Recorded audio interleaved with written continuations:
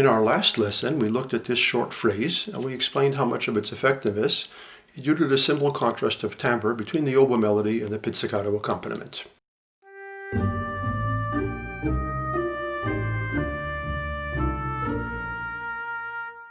This is an example of what psychologists call contrast effects. We tend to notice contrasts more than things that just blend into the surrounding context. An everyday example is the weather. When it's rained for a week and finally we have a sunny day, everybody's overjoyed. But after a week of sunny days, we barely notice them anymore. When we apply this simple psychological principle to planes of tone and orchestration, we find that it's behind many of the most effective orchestration decisions in the works of the great masters. It also helps to explain why the orchestration works by Bach, Mozart, Beethoven, and Brahms, and others remains just as potent today as in their own time, despite using no fancy percussion or special effects at all. A good composer is a good musical psychologist. Here's another example from Mahler's Fifth Symphony, first movement, measure 261 to 269.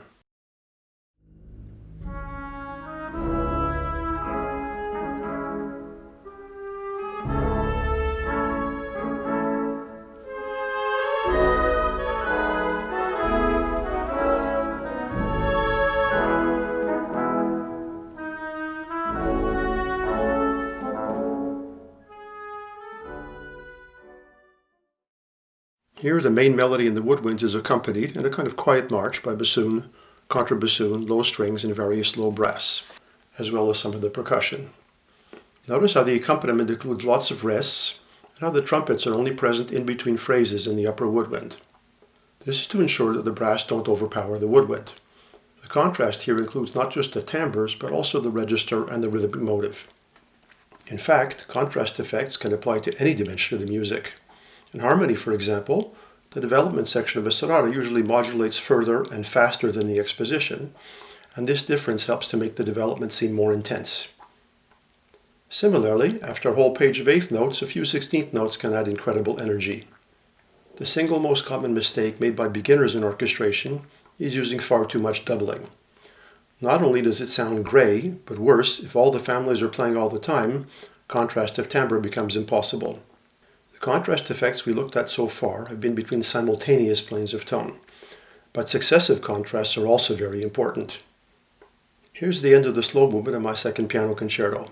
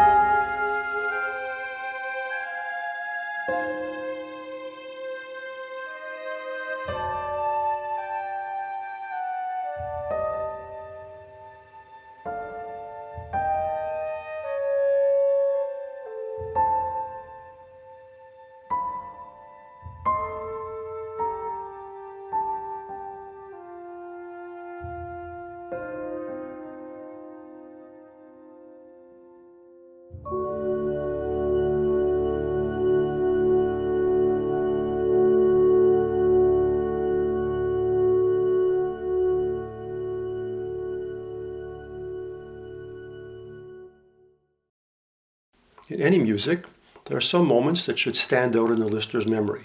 They need to be special. An ending is a typical example. It should be memorable.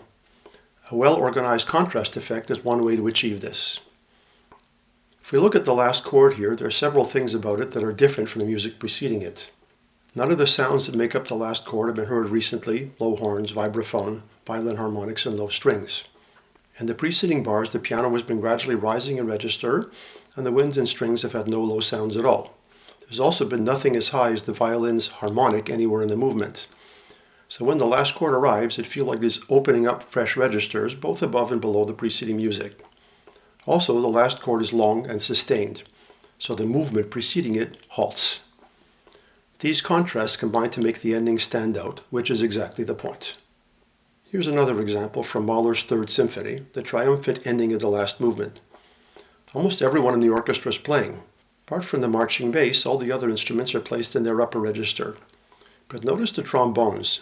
Before the last three bars, they're marked sempre piano. Why? The reason becomes clear when we get to the third bar before the end. Now the trombones go into their lower register and they're marked forte.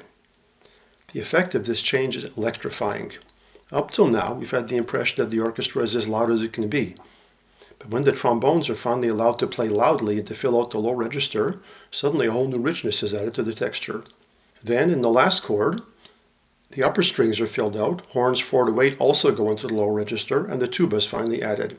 Once again, there's a wonderful new richness to the sound. This is Mahler's way of making the ending special. Once again, the ending of a musical work should always be memorable, since it's the last association the listener will have with the piece. Another movement that should always be special is the main climax. Here's a well-known example, the Lever du Jour from Ravel's Daphnis and Chloe, Second Suite.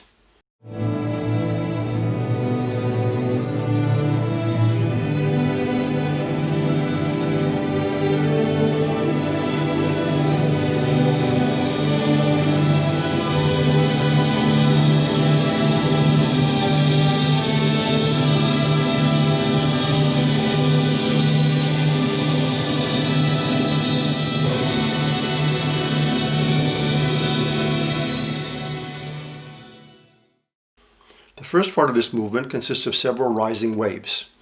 The biggest climax occurs at rehearsal number 168. Although the whole orchestra is playing here, Ravel saves the glockenspiel and the triangle for this climactic moment. This is how he ensures that this moment will crown the whole and will be memorable for the listener. Another special moment in a multi-movement work is the beginning of a new movement.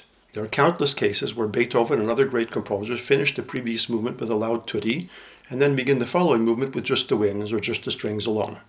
The lesson from these examples is clear. One of the most important principles of good orchestration is not to use all the resources at the same time. Always save something for special moments like major contrasts, climaxes, and endings. Keep the planes of tone distinct. Use what we know about musical psychology to make your music more expressive.